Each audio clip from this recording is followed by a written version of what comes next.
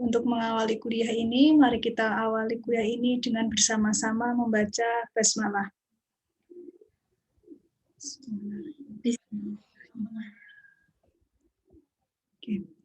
Oke, sebelum kuliah ini kita mulai, saya ingin konfirmasi sebentar. Sebentar, saya stop.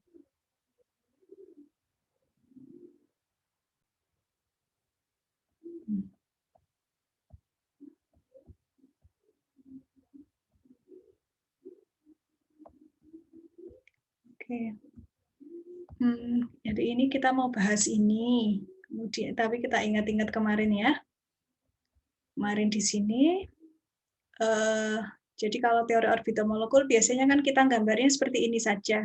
Ini kalau hanya ada 2 atom. Kalau ada banyak atom, misalkan 1 mol saja, kemarin kan ada 6,02 kali 10 pangkat 23 atom. Ya, kalau 1 mol dicampur dengan 1 mol yang lain seperti apa? Lah, orbital molekulnya akan membentuk semacam pita, di mana yang di bawah ini, orbital yang di bawah ini terisi semua oleh elektron, sementara sigma bintangnya itu kosong.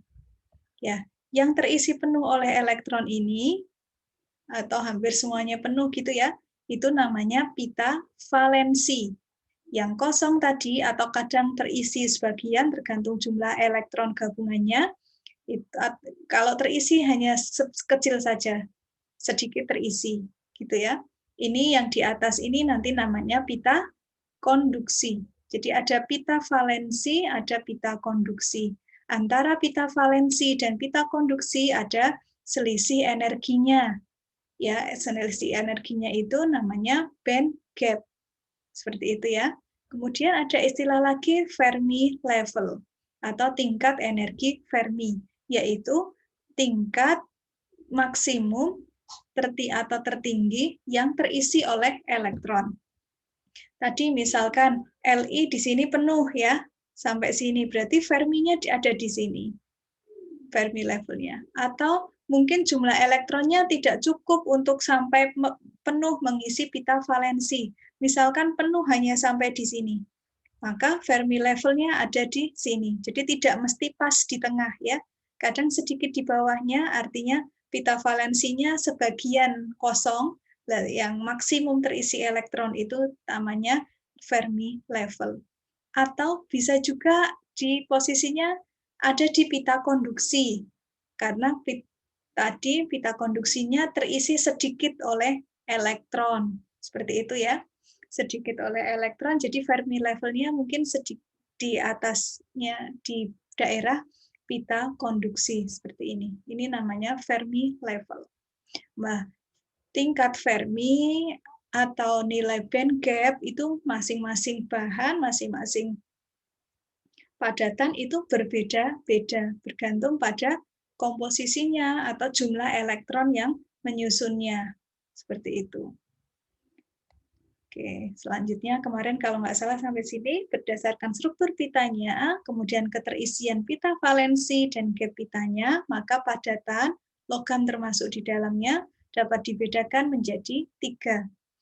Insulator, atau boleh kita sebut isolator, kemudian semikonduktor, dan konduktor. Kemarin kita sudah bahas ya, kalau logam masuk yang mana? Masuk yang konduktor. Seperti itu kan ya? Nah, konduktor seperti ini. Ini pita valensi, ini pita konduksi. Kadang pita valensinya tumpang tindih dengan pita konduksi. Beberapa logam seperti itu. Atau pas seperti ini. Misalkan ini pita valensi sampai tengah sini ya. Kemudian langsung di atasnya itu pita konduksi. Jadi nggak tumpang tindih tapi berhimpit antara pita valensi dan pita konduksi. Tidak ada gap-nya, tidak ada band gap-nya di situ. Nah, karena nggak ada band gap, seperti itu, maka elektron pada pita valensi dapat dengan leluasa bermigrasi ke pita konduksi. Nah, pergerakan elektronnya itu yang menyebabkan beberapa sifat dari logam itu bisa dijelaskan. Ada daya hantar listriknya yang sangat tinggi, penghantar panas, penghantar magnet, seperti itu. Nah, ini kalau pada logam. Seperti itu ya, daya hantarnya besar. Meskipun kemarin daya hantarnya bisa direkayasa ya, supaya tidak terlalu besar. Karena saya butuhnya hanya sedikit saja daya hantarnya, tapi saya butuh material yang kuat seperti logam. Misalkan seperti itu. Banyak sekali maunya manusia itu keinginannya banyak sekali. Nah, itu bisa diakomodir dengan merekayasa struktur logam. Ya, caranya seperti apa? Kemarin kita bahas dengan dibuat paduan logam misalkan atau dipanaskan. Kemarin ya saya masih ingat ilustrasinya kemarin. Kalau logam besi misalkan dipadu dengan logam Cu misalkan, nanti dia daya hantarnya akan turun berapa daya hantarnya bergantung jumlah Cu yang dipadukan. Seperti itu. Nah, mengapa bisa turun seperti itu? Nah, kita lihat ukuran atom dari masing-masing logam. Kalau logamnya itu kemarin kita bahas ini, kalau ukuran logamnya itu lebih kecil daripada hostnya, logam yang komposisinya lebih besar, misalkan Fe-nya banyak, Cu-nya sedikit, gitu ya. Fe misalkan ukurannya lebih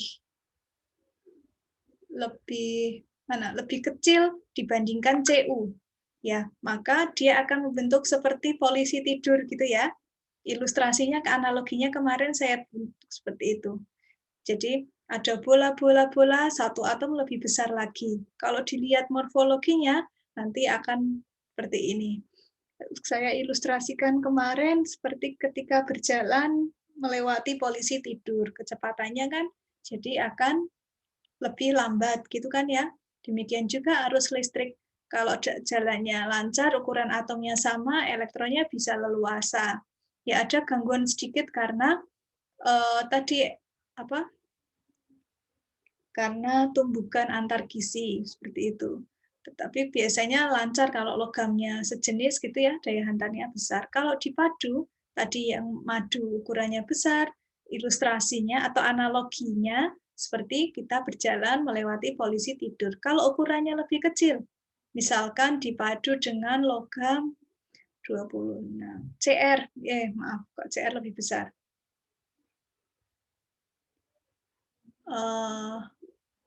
Oh, Cr ya, Cr lebih kecil daripada Fe, misalkan.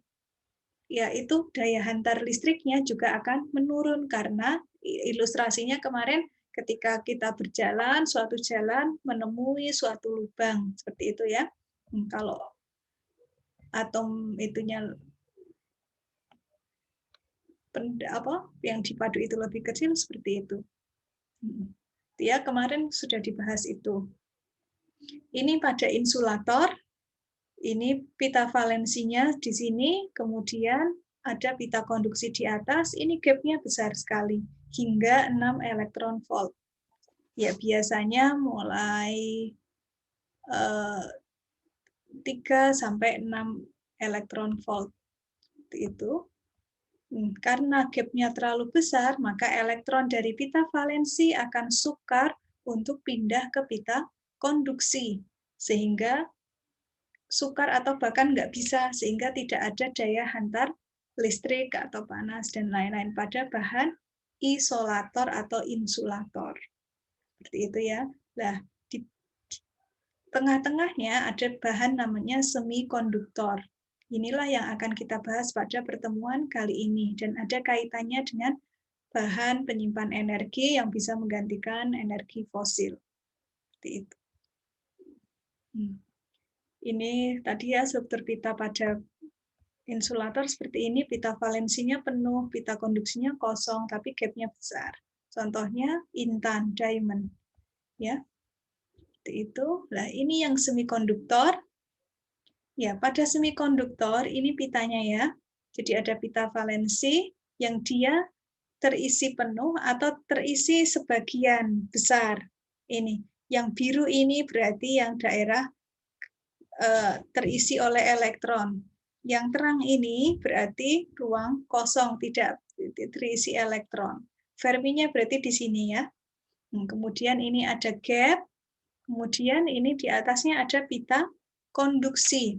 Kalau ini partially empty, sedikit kosong. Kalau pita konduksi itu partially filled atau terisi elektron sedikit saja. Ini yang terisi elektron hanya segini. Berarti kalau di sini terisi elektron, Fermi levelnya nanti di sini. Seperti itu, gitu ya. Pita valensi sebagian kosong, pita konduksi sebagian terisi. Pita terpisah oleh gap energi yang tidak terlalu besar, 0,5 sampai 3 elektron volt. Nah, karena tidak terlalu besar, maka elektron dari pita valensi bisa bermigrasi ke pita konduksi. Meskipun jumlah elektronnya tidak terlalu banyak, gitu ya. Ada sedikit elektron yang bisa dipromosikan ke pita yang kosong. Seperti itu. Nah, tadi gerakannya elektron dari antar pita inilah yang menyebabkan berapa sifat logam yang dulu kita jelaskan. Seperti itu ya. Kemudian ini apa saja yang termasuk material semikonduktor? Ini logam murni bisa tapi tertentu logamnya ya. Contohnya ini gray SN atau timah abu-abu. Kalau pada suhu lebih dari 13 derajat Celcius, maka dia bisa menjadi semikonduktor dengan band gap 0,1. Tapi bahan lain sama-sama SN-nya, timahnya, tapi warnanya putih, suhunya kurang dari 13 derajat Celcius, maka sifatnya adalah konduktor. Seperti itu. Ini yang logam. Atau ini, germanium. Ini sifatnya itu antara logam dengan non-logam, atau sering kita sebut metaloid. Nah, atau ini Si, kalau Si non-logam ya. Seperti itu. Ini diamond tadi contohnya insulator. Seperti itu. Nah, semikonduktor berdasarkan berdasarkan komposisinya dibedakan menjadi dua. Satu, semikonduktor intrinsik. Yang kedua, semikonduktor ekstrinsik. Apa itu semikonduktor intrinsik? Yaitu semikonduktor yang bahannya berasal dari material murni. Contohnya silikon. Jadi bahannya hanya silikon saja semuanya. Atau germanium.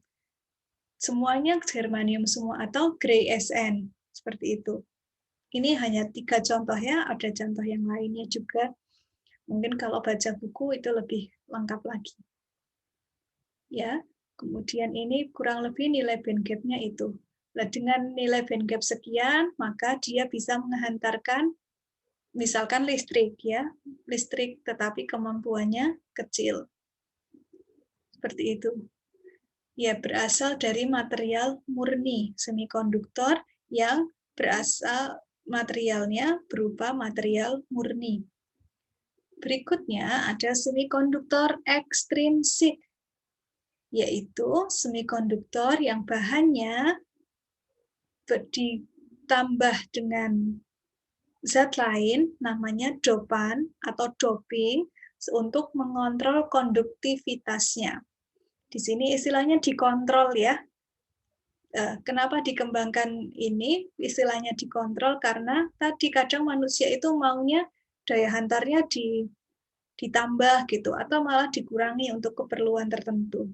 Sehingga istilahnya yang tepat adalah dikontrol dengan penambahan dopan. Berarti kalau di ekstrinsik ada material murni kemudian ditambah dengan atom lain. Atom lainnya itu apa? Misalkan Si, dia golongan 4, didopan atau dikotori dengan unsur lain yang berasal dari golongan 3 atau golongan 5. Seperti itu ya. Nah, golongan 3 contohnya adalah gallium. Oh ya, ini analogi lagi. Kalau misalkan Mas Irfan ya, dia tanpa sarapan saja hari ini misalkan masih bisa beraktivitas seperti biasa, jalan-jalan seperti biasa. Seperti itu. Kemudian Mas Irfan itu hari ini mau ikut lomba lari misalkan. supaya larinya lebih kencang, ya, atau aktivitasnya lebih banyak hari ini, agendanya banyak gitu ya, maka dia harus mengisi energinya banyak-banyak, seperti itu ya.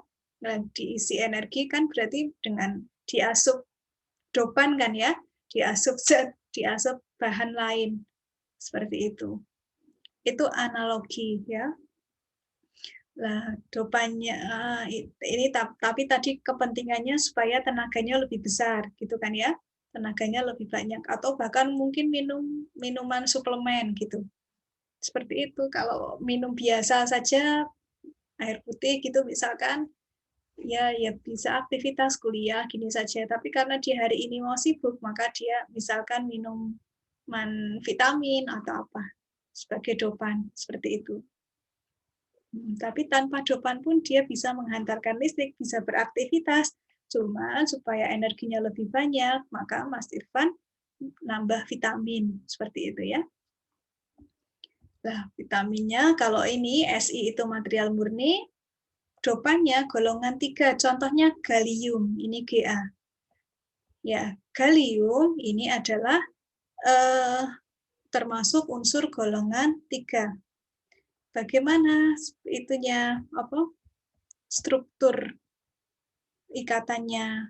Bentar, saya ilustrasikan, saya buat gambar ya.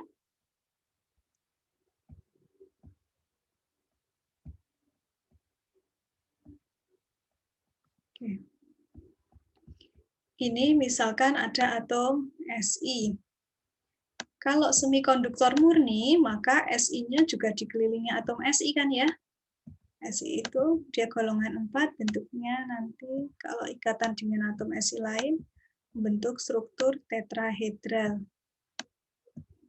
Itu Si, ini juga Si. Gitu ya. Kalau digambarkan struktur Lewisnya, ini Lewisnya, dia golongan 4, berarti tangannya kan ada 4 ya.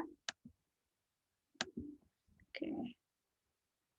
Si yang lain juga sama, tangannya ada 4. Ini saya gambarkan satu yang pas berikatan ya.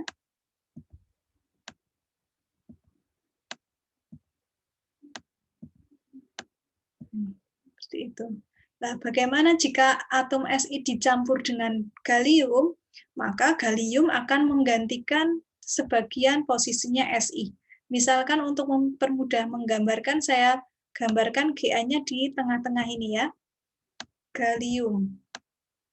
Gallium itu unsur golongan 3, sehingga valensinya hanya ada 3. Ini Si awalnya ya, karena Ga-nya menggantikan posisi Si yang di salah satu sisi. Oke. Nah, tadinya kan ini seperti ini ya.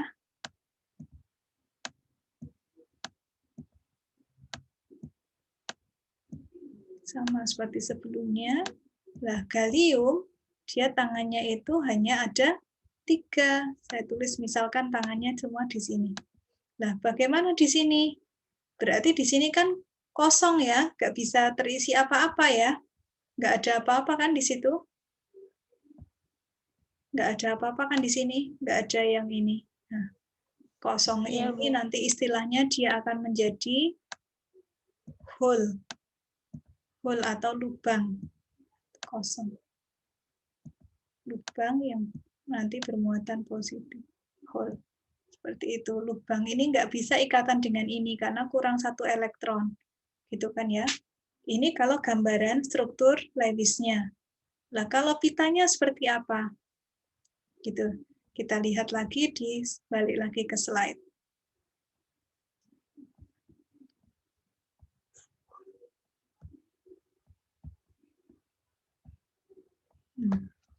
Ini. Kalau Ga menggantikan atom Si pada sisi tetrahedral membentuk substitutional solid solution. Ga hanya punya 3 elektron valensi, sehingga ikatan GaSi kekurangan 1 elektron. Nah, bagaimana struktur pitanya? Dari orbital molekulnya.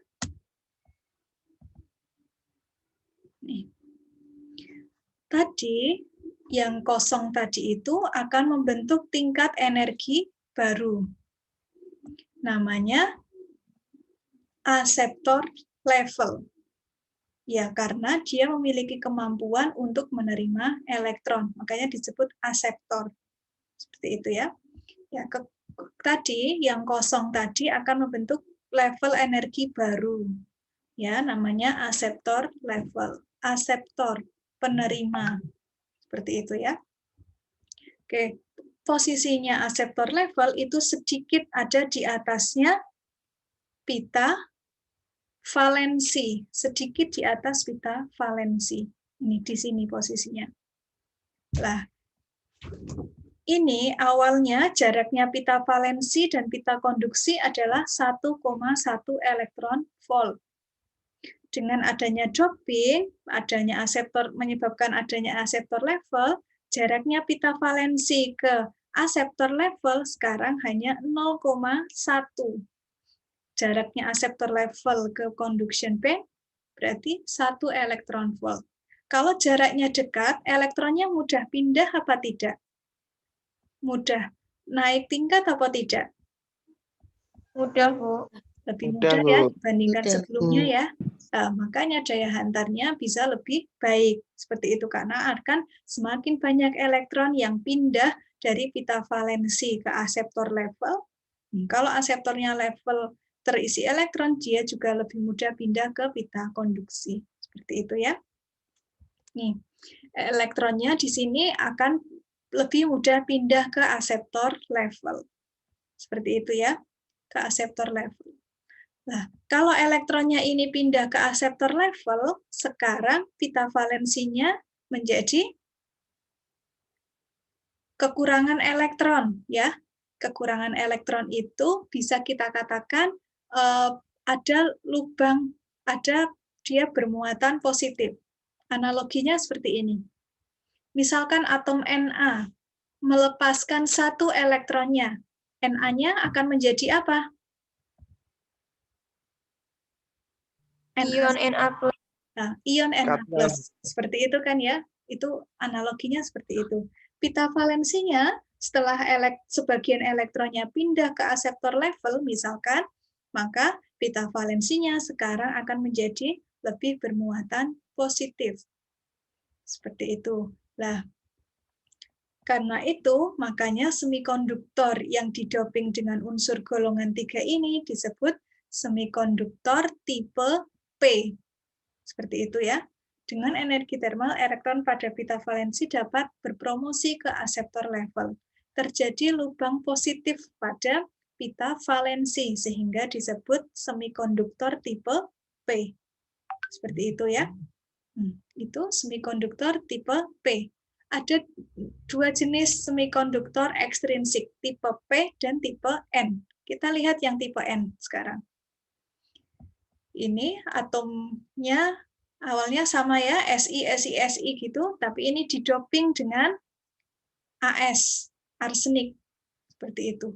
Arsenik itu tangannya ada 5. Kalau tadi kekurangan elektron kan ya, di Ga-nya ya. Kalau ini kelebihan 1 elektron. Seperti ini. Nah, kelebihan 1 elektron ini juga akan menempati tingkat energi baru. Tapi tingkat energinya terisi oleh elektron. Namanya tingkat tersebut adalah donor level. Kenapa donor level? Karena dia memiliki kemampuan untuk memberikan elektron ke pita konduksi, pita yang ada di atasnya. Seperti itu. Ya, dia memberi elektron. Kalau tadi aseptor menerima ya, sekarang donor. Seperti itu. Elektronnya pindah, kemudian jaraknya juga ini 0,1. Ini kalau sebelumnya Si 1,1 gitu ya. Elektron volt tanpa adanya doping. Dengan diberi doping ada level baru.